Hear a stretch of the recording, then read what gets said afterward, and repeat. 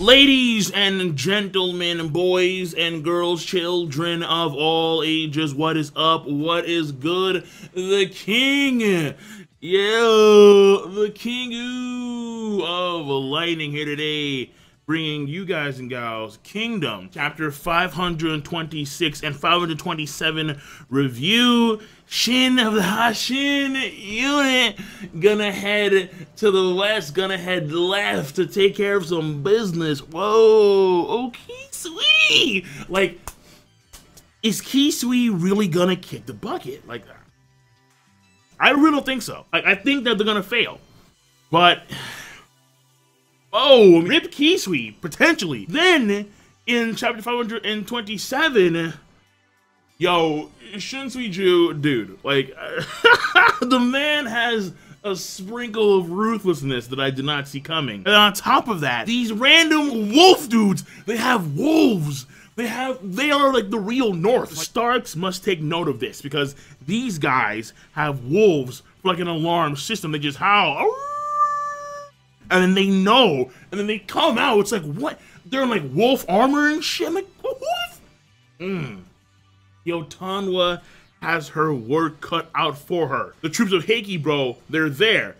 But with these guys, it's kind of like, man. The vibe I get from those guys at the end of chapter 527 is the same vibe I get from the O clan. The guys that follow Kanki. Yeah, like Zeno and the boys. It's the same murderous, bloodlusted, like hyper bloodlusted vibe that I get from these guys. And then on top of that, and maybe potentially, I can't say for sure, we did see them howling as an alarm system, but they may have wolves with them in combat. Oh, bro. Yeah, we got things going down in this arc so far. Some pretty big stuff is being built up here. So, when it comes to the review, let's buckle down here for the review. Chapter 526. When it comes to the pacing section of this chapter, we have only two parts. Number one is the primary part of this chapter by a mile, which is Banaji versus Ohon and Ako, the battle on the right-hand side. That's number one. Number two is Shin being summoned by Osen, and Osen giving Shin orders. So those are the only two parts when it comes to pacing for chapter 526. Now when it comes to story, we have three parts when it comes to this chapter of Kingdom. Now number one for story is pretty big when it comes to the immediate battle between Ohon, Ako, and Banaji. Banaji's forces, they penetrated the left-hand side of the first wave of Ako's army. And then there was a second part of Banaji's army that he sent to stall the second wave of Ako's army. Now, due to the efforts of Ohon and company, Banaji, he was trapped, or at least he appeared to be trapped. However, the portion of the army that Banaji sent to stall the second wave double back and are now attacking the rear of the Ako/Ohon units. And in doing so, the battle that has taken place in the first wave area of Ako's army, and now including some of Ohon's boys, they are now finding themselves in a really weird pincer within a pincer. So that's what's going down right now when it comes to the fighting, the main fighting between Banaji against Ohon and Ako. And his main unit that he sent to stall the second wave, doubling back to save his ass, clearly indicates that Banaji himself does have a mind for warfare. Number two for story pertains to Chogaryu of the Zhao left, Quinn right. Chogaryu is not going to make a move until the Quinn forces on the right-hand side have been further weakened. So it looks like for like the next 2 or 3 days, Chogaryu isn't going to make a move. And so Ohon and Ako are just going to be fighting against Banaji and Gakue. So that's a pretty big deal because Chogaryu are going to be the second win of the Zhao left. And as it stands right now, Ohon and Ako are finding it difficult to take out Banaji himself. And Gakue isn't really a slouch either. When you have a second win like Chogaryu, it's going to be fairly difficult for the Quinn right to maintain any sense of balance when that second wave of Chogaryu comes slamming in. So that is part two for the story of this chapter. Part three for the story of this chapter is Osen summoning Shin, talking to Shin about what's to play. And it's kind of crazy because you have to consider not only what's going to happen to the left now, but also what's going to happen in the center. Alright? Osen tells Shin to send 800 of his fastest cavalry to go to the left-hand army side where Moten and the Gakuka are and bring him the commander of the Zhao right, Quinn left, Kisui. Bring him his head. Put it on a spike. He wants Kisui's head bad, bro. Like the man is fiending this shit. The cokehead who hasn't had any, His head! Bring me Kisui's head! Is Kisui really gonna die? I don't know, man. It's day one. It's day one, and Kisui. Right now, things are going fairly bad because Mako, his wave attack is proving to be fairly successful. And on top of that, you have the Gakuka unit somewhere just hiding on the side, or maybe even behind Kisui's army. And then on top of that, now this man is gonna send over 800 cavalry of the Haishin unit to try and take Kisui's head. I mean, at the very least, it looks like Bati is gonna die.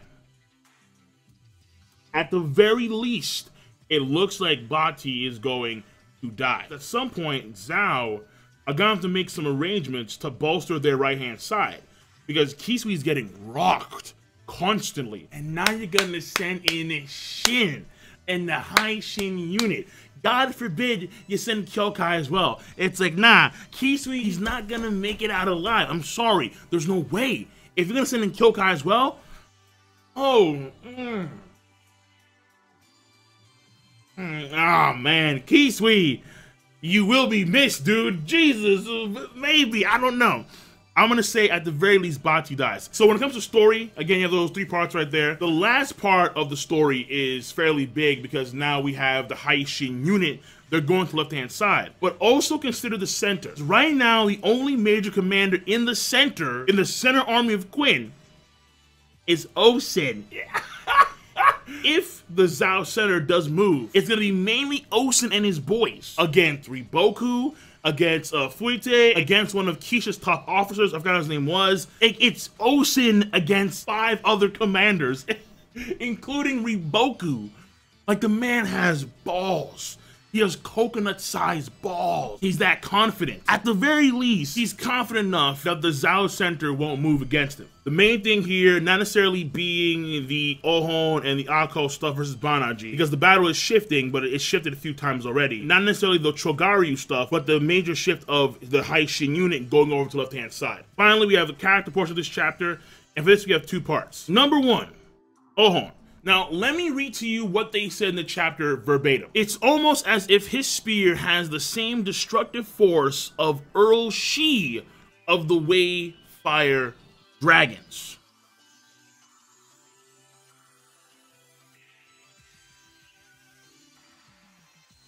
What? Earl Shi, the guy whose spear was so fast, it was practically unseen, and he was blowing holes in people like nothing. That same Earl Shi, where the only reason why Ohon won that fight was because he saw too much of Earl Shi's technique. Therefore, he was able to read what Earl Shi was gonna do, which in of itself I still find questionable. But to tell me now that Ohon's spear has reached the same level of destructive force as the spear of Earl Shi, nah. I'm not, no, I'm not buying that. No. I don't doubt that Ohon did massive training afterwards, after he recovered. I don't doubt that he's honed his skills even further. I don't doubt that at all. But to say that the destructive force is on the same tier as Earl Shi, because mind you, Ohon, his spearmanship was more so on the technique side, by the book, and it still is. But then to say that he's also attained the destructive force of Earl Shi's spear, that's too much. I need to get more facts on that because I don't believe that. Okay, I don't know how many years have passed since the battle against the Wayfire Dragons, to be fair. But still, like, tack on 2 more years of this training, straight up, because I still don't buy it. So that's the first part, number 1, for Ohon and his character. Now, the second part of part 1 for character for Ohon would be, he has the combat awareness to cut off Banaji's attacks as he's swinging his glaive by doing a rapid barrage of spears. And number 3 is apparently, according to the old man lieutenant of the Gyokuho unit, I forgot his name was, like, he's been there for a very long time. According to the old man lieutenant of the Gyokuho unit, Ohon's spear is apparently top 5 among all of the Central Plains spearmen. Apparently, the man took a page out of the Judge playbook. Never said it, not confirmed. Listen, all right? Not confirmed. Apparently, Ohon's spear is now top 5 among all of the Central Plains spearmen. All of them. The man just said it off the cuff. But if we take it at face value, that is a very bold claim. And not only that, but it is backed up by Banji himself in a way where Banji has stated that he has never faced such a spearman in his life. He goes beyond the rumors of his skill, because even Banji's having a hard time dealing with him. And on top of that, he has the quote-unquote destructive force of Earl Shi's spear, on top of having the technique, if not even more so, because we can assume that he's honed his skills for the past X amount of years since he fought against Earl Shi in the past. Oh-Hon right now sounds a bit broken. Straight up. So there are certain things that I'll take at face value, but other things I need to see more.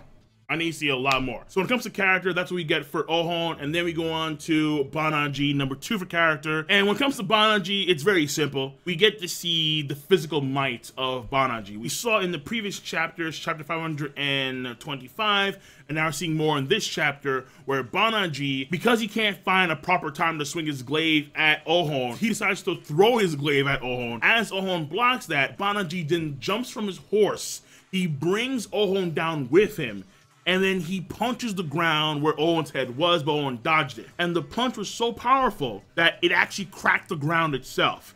And his fist is the iron hammer. Even though it's not an iron hammer, stop lying, Banji. Stop the iron fist. Or like, I don't understand what's wrong with iron fist. Call him the iron fist. This dude fought against Madame Gao way back when.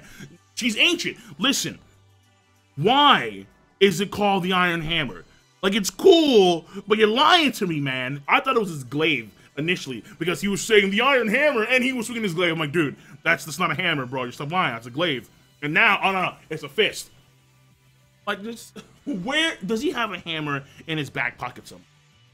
Like, seriously, like, I'm not even joking. But I am joking. Where is his iron hammer? Lies.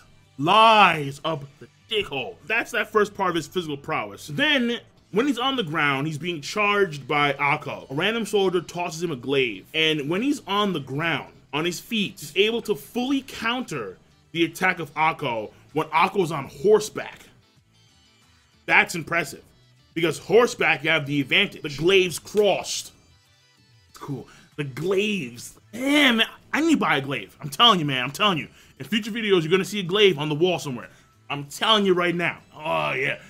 The glaives cross, and they completely count each other. But again, the main thing here is that Banji was not on horseback, Akko was. So, that being said, when it comes to this chapter, I would say it was a good plus chapter to great chapter of Kingdom. Let's move on to chapter 527, where, yeah, the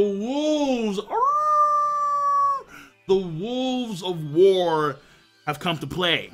And the mountain tribes are gonna have their work cut out for them, clearly. And on top of that, Junsui-Ju ain't no bitch. Oh, he ain't no scrub. The man is here to play, and he's playing hardball. So, let's go to the pacing first and foremost. Number 1 for pacing, which is the only part for pacing, is essentially the battle itself. The battle between Yotanwa and the Mountain Tribes against the Ryuyu army of Zhao. And that's it. And then later on in the chapter, we see the real Ryuyu army of Zhao. But the fact of the matter is that the battle is somewhat continuous, where it takes place and they retreat, and Yotanwa and company, they pursue, and then the battlefield has changed somewhat.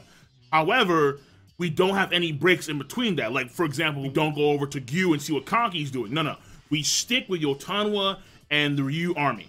And that's it. So when it comes to pacing, it is that one part dragged out throughout the entirety of the chapter. For the chapter structure overall, I would say it's okay, not bad. Now, when it comes to the story component of this chapter, we have 3 parts. Number 1 is maybe not necessarily a part of story per se, but it is something that no doubt is going to play a role later on in the battle between Yotanwa and the Mountain Tribes against the Ryu army. No doubt. At least that's the way the chapter seems to flow. And that is Junsui-Ju clearly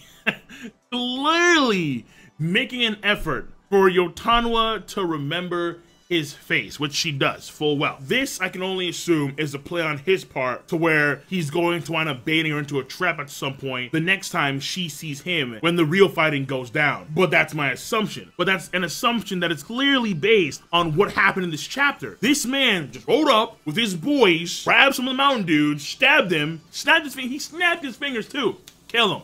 kill them. It's just yeah. Clearly, the man is making an effort for Yotawa to remember his face, and that's gonna be a play at some point later on in this arc. I do not doubt it. Number 2 for story is Shunriju does a full retreat of the Zhao forces, of the Ryu army, and they go all the way back to the Ryu city itself, where Yotawa and company have to face the fangs of the Ryu city. Clearly, the entire thing was bait on the part of Shunriju and company. However, Yotawa and company have no choice but to follow, because they cannot risk having some of this Ryu army divert all the way over to Gyu.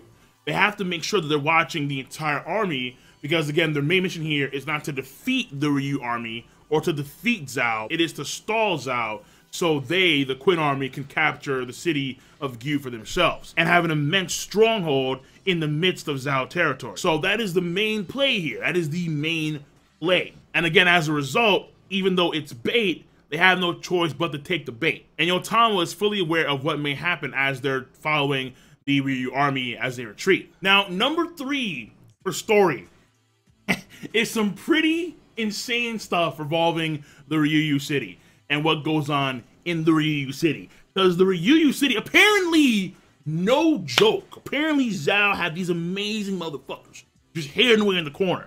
Just OP-ass dudes that no one ever knew about until like today. These guys are looking fierce. So, the first thing about the Ryu city that we see is that they are in a mountainous area. So the area has changed. That's number 1. Number 2, they appear to have an alarm system. I can't say for sure, but they appear to have an alarm system that is centered around wolves or dogs, coyotes, whatever. I'm gonna say wolves because clearly wolves are cooler, no doubt about that. Listen, we have wolves howling as they see the Quinn army approach into the Ryu city territory. And the way the wolves were stationed, it was almost like, how would you say? Like, you know how in some movies and some shows, they have these giant bonfires that they light up, and then there'll be another bonfire like down the mountain range?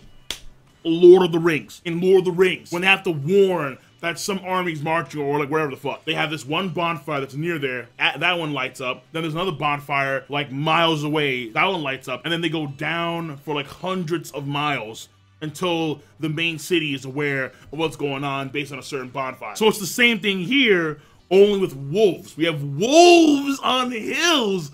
Like one wolf howls, then that wolf howls, then that wolf howls. So it's an indication of enemies approaching and how close they are. They have a wolf alarm system. At least that's the way it appears to be. Again, I can't guarantee that, but that's the way it appears to be.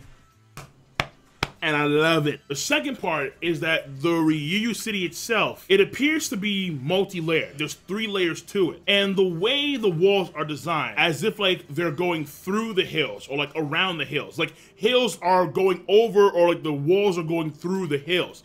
In layers 1 and layer 2. The top layer, layer 3, has no hills going through the city, but it itself is on like the main hill that is going through the city itself. So essentially, it looks like the city itself is not completely isolated from nature, which is probably done on purpose because, again, these people, they command wolves. So it's a pretty cool layout for this city. Like, this city is beastly. And then finally, the last part of the story and the last part of the Ryu city stuff, the Ryu army that Yotawa and company have been fighting is not the real Ryu army. The real Ryu army are apparently not human, according to Shunriju. They're not human at all. My assumption here is that because their city has a layout that would indicate that they have strong ties to nature, and on top of that, they command wolves as a sort of alarm system, that these men are more like beasts rather than men. They're beasts on horseback. And then on top of that, these men that are wearing this beast-like armor, they are descendants of the Quanrong people. I know I'm probably butchering that. My Mandarin is not so fluent. I should have taken more classes back in the day. It is what it is. The Quanrong people apparently are the ones that brought an end to the Zhou dynasty. The Zhou, something like that. The Zhou dynasty was, I think, the longest running dynasty in China history. So essentially, these people brought it to an end. And the guys that we're seeing in the city are the descendants of these people, of the Quanrong. So essentially, these guys are fierce motherfuckers. Let's call it this. These guys are some contenders. It looks like they're gonna give the Mountain Tribe a run for their money. Big time. And that is it when it comes to the story part of this chapter. And then finally, let's go on to the character part of this chapter, where we do have two small parts. Number one, because of Shunriju's actions against Yotanwa, where he dragged some Mountain Tribe dudes, snapped his fingers, his boys killed him from Yotanwa, and he points the finger at Yotanwa. Tonight, you. Tonight, you.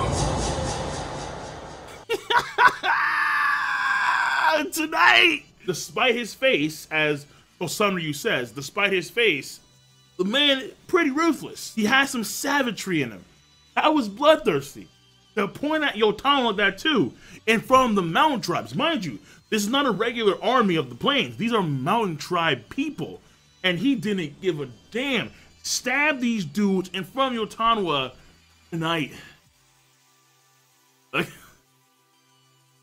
Okay, all right. So that is part one for the character. And then part two for the character is simply put, Kosanryu, he knew what was going down when Shunriju made the decision to make a full retreat to the city of Ryuyu. So that once again indicates that Kosanryu has a fair amount of intelligence, and that's it. So when it comes to this chapter of Kingdom, I would say it is a good plus. Not a good plus to great, but a good plus chapter of Kingdom.